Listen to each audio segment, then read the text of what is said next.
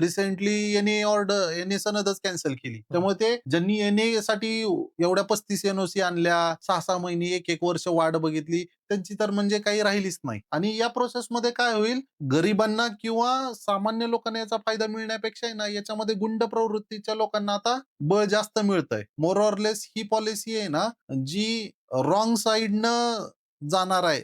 माज करणारी लोकं किंवा आता मी कॅमेऱ्यासमोर शिवी नाही देऊ शकत, पण लक्षात घ्या, की अशा लोकांना ही पुश करते. म्हणजे त्यांना सिक्युअर करते, प्रोटेक्ट करते गव्हर्नमेंटच्या नजरेतून.